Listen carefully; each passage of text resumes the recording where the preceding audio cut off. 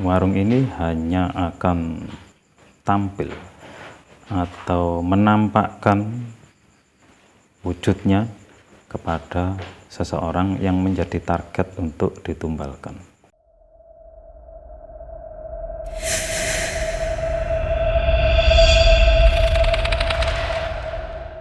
Ketemu lagi bersama saya di channel Rasa Misteri, di mana dalam setiap misteri memiliki rasa dan pengalaman tersendiri. Kali ini saya akan menceritakan sebuah cerita yang dialami oleh teman saya, kontraktor yang waktu itu membangun sebuah jembatan. Di jembatan itu ada sebuah mitos atau urban legend yang ada kalanya pada saat tertentu di daerah itu merenggut suatu korban untuk dijadikan semacam tumbal, seperti itu. Kisahnya seperti itu. Nah, ini saya akan menceritakan beberapa kisah berkaitan dengan kejadian-kejadian yang berkaitan dengan tumbal di daerah lokasi yang akan dibangun jembatan itu. Jadi gini, di sekitar lokasi itu, bahkan lebih tepatnya di dekat lokasi dibangunnya jembatan itu, ada sebuah warung makan yang konon ceritanya warung ini hanya akan tampil atau menampakkan wujudnya kepada seseorang yang menjadi target untuk ditumbalkan. Nah, ini kisah yang pertama ini adalah korban selamat dari cengkraman tumbal tersebut. Jadi yang akan saya ceritakan itu adalah korban selamatnya, bukan korban yang ikut terseret oleh tumbal tersebut. Kisahnya begini, ini ada seorang pekerja baru yang mau mengikuti bekerja di proyek tersebut. Karena dia orang baru dan belum mengetahui mitos atau urban legend yang ada di situ, dia terpancing dengan kemunculan sebuah warung di lokasi pembangunan jembatan itu. Nah, pas kebetulan dia datang dalam kondisi yang belum sarapan dan belum mempersiapkan segala sesuatunya, dengan alih untuk lebih siap bekerja, mampir dulu ke warung tersebut. Sebetulnya orang ini menjadi target tumbal sebetulnya, tapi karena dia tidak menyadari dan tidak tahu mitos tersebut, dia menganggap bahwa itu adalah biasa saja, warung biasa yang berada di sekitar lokasi jembatan tersebut, dibangunnya jembatan tersebut. Tanpa curiga dia memarkirkan motornya di samping warung tersebut yang ada semacam sosoran gitu ya, yang ada kelebihan tempat untuk berteduh. Dia parkir motornya di situ. Nah, di situ mulai ada kejanggalan yang aneh. Dia menemukan motor lain diparkir di situ yang mereknya itu tidak dia kenali, bahkan sudah tergolong tidak ada mungkin merek seperti itu. Biasanya kalau yang ada itu kan ya semacam Beat, Honda, dari Suzuki, Spin gitu, itu dia tidak mengenali motor itu. Bahkan motornya tergolong motor klasik. Nah, di situ juga ada pengunjung orang tua di situ yang dia mengira mungkin itu miliknya bapak sepuh itu atau orang tua yang ada di situ. Tanpa curiga dia langsung aja masuk dan memesan makanan. Setelah makan selesai makan itu dia ada keinginan untuk membuang hajat. Jadi perutnya itu mules itu. Setelah mules, Dia tanya sama penjaga warungnya itu,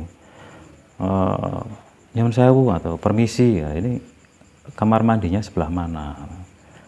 Oh sana mas, di belakang, sampai lurus saja, nanti di situ di sebelah agak luar, tuh kamar mandinya sebelah sana. Nah itu dia langsung menuju tempat tersebut.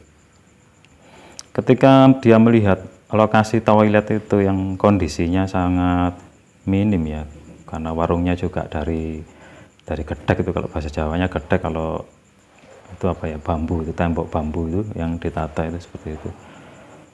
Dia riskan sekali mau pengajar tempat itu, kok gini tempatnya. Dia terus memutuskan untuk keluar, nggak jadi, terus mau membuang hajatnya di lain tempat selain di tempat itu. Nah, kejanggalan yang terjadi itu ketika dia keluar dari warung itu, posisi motor yang dia parkir di samping warung itu sudah berpindah tempat.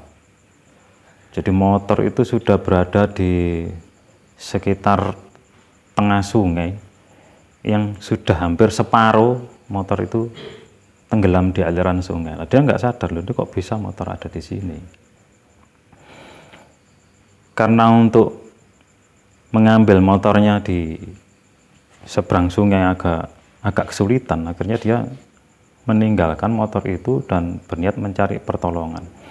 Nah, situ dia bertemu dengan mandor proyek bangunan itu, yang kemudian dimintai tolong. Pak, minta tolong Pak, ini saya mau masuk kerja, tapi saya tadi mampir di warung sini. Warungnya kok tiba-tiba hilang Pak, terus motor saya tahu-tahu ada di tengah sungai. Nah, ini sangat aneh sekali ya. Tapi Pak Mandor ini sudah tahu kalau wah ini pasti kena warung gaib ini. Tanpa pikir panjang, sudah Mas, nggak apa-apa, nanti dibantu teman-teman rekan-rekan lain untuk ngambil motornya itu. Sudah diajak ke lokasi pekerjaan, ditemukan dengan rekan-rekannya. Nah, disuruh duduk dulu. Setelah disuruh duduk, diajak ngopi, diajak ngerokok, terus ditanya, sampai tadi gimana? Ceritakan mulai dari awal. Saya tadi gini, lapar. Terus maksud saya mau makan dulu lah, biar nanti pas kerja udah siap. Tapi tiba-tiba lah kejadian seperti itu. Ya sudah, enggak apa-apa, nanti kita bantu.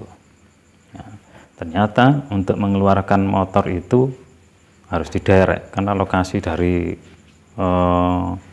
bibir sungai itu menjorok ke dalam. Jadi pakai katrol gitu.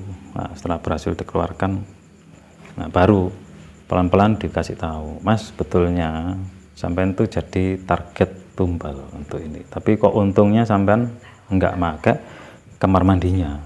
Biasanya kalau sampean sudah pakai kamar mandi situ, otomatis sampean enggak balik. Loh, masa Mas? Iya, enggak baliknya gimana itu ceritanya? Enggak baliknya mesti biasanya itu di situ ada siluman buaya putih yang akan menerkam sampean ketika sampean ada di kamar mandi itu.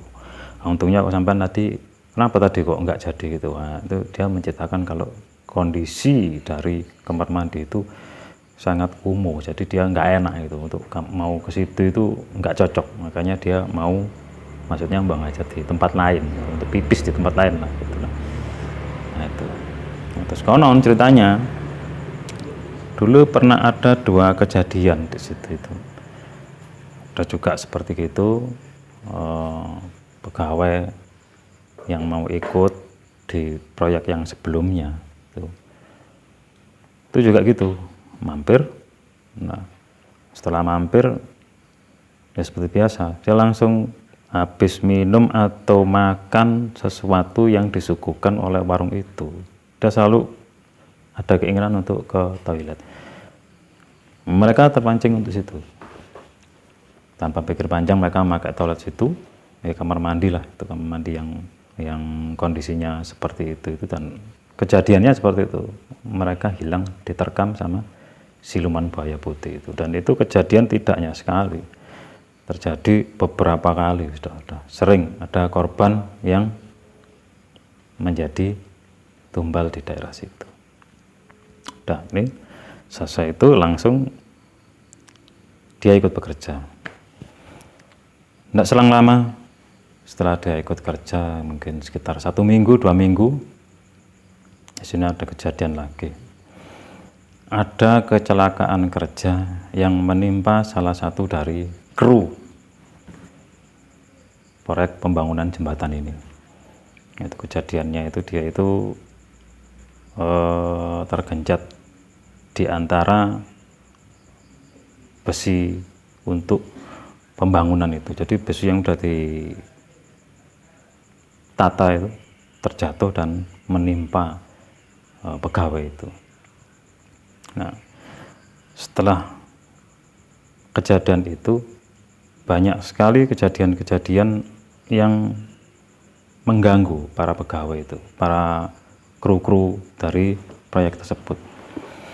Di antaranya ketika malam itu sering terjadi penampakan, rintihan-rintihan yang membuat para pegawai ini atau kru dari tim pembangunan ini semakin gusar, merasa terganggu, ada yang ketakutan, ada yang terus kemudian tidak mau bekerja lagi. Otomatis ini menjadi pemikiran untuk kepala pembangunan ini, bagaimana ini solusinya. Kok setelah ada kejadian itu kok semakin ada barang-barang yang gaib terjadi di tempat itu.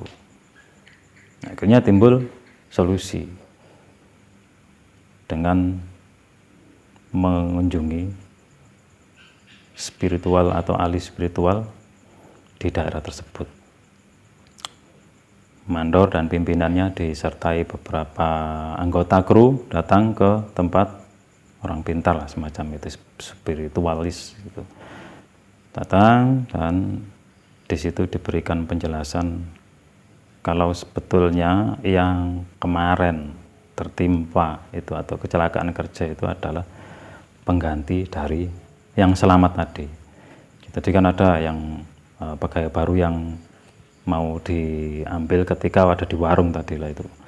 Tapi kan selamat itu, berhasil diselamat. Nah itu digantikan oleh tadi yang tertimpa pada saat kecelakaan kerja itu. Itu solusinya bagaimana? Nah, ini oleh spiritualis itu disarankan untuk membuat seperti ritual, semacam kenduri atau bancaan gitu ya. Itu biasanya seperti itu. Nah itu dengan syarat tertentu. Setelah itu mereka berdoa untuk leluhur yang ada di situ, untuk para penjaga atau siapa yang ada di daerah itu, dan menyajikan itu. Setelah ritual itu dijalani dan selesai, sudah tidak terjadi lagi hal-hal yang mengerikan atau penampakan-penampakan yang membuat pegawai-pegawai ini ketakutan. Dan proyek pembangunan itu berhasil dijalankan sampai selesai. Itu kisah yang pernah dialami oleh teman saya ya, yang waktu itu nggarap sebuah proyek pembangunan jembatan. Nah itu urban legendnya atau mitosnya seperti itu. Jadi kalau ada warung yang nampak itu berarti dia menjadi korban, karena dia selamat, dia mencari penggantinya tadi. Mungkin sebelumnya, sebelum pembangunan itu mungkin memang saya kenal ya ini dengan mandor atau pemborongnya itu kan teman saya. Itu dia kurang seberapa percaya dengan hal-hal klinik seperti itu. Yaitu masing-masing ya, itu boleh percaya atau tidak, tapi itulah yang terjadi. Dikembalikan lagi ke individu kita masing-masing bagaimana menjalani itu. Tapi untuk keselamatan tidak ada salahnya kalau kita menganut sesuatu adat yang ada di situ, selama tidak meninggalkan keyakinan kita yang sesungguhnya kepada Tuhan Yang Maha Esa. Itu aja cerita yang bisa saya sampaikan atas pengalaman teman saya, kontraktor bangunan tadi. Sampai ketemu lagi di channel Rasa Misteri di lain cerita dan di lain kesempatan.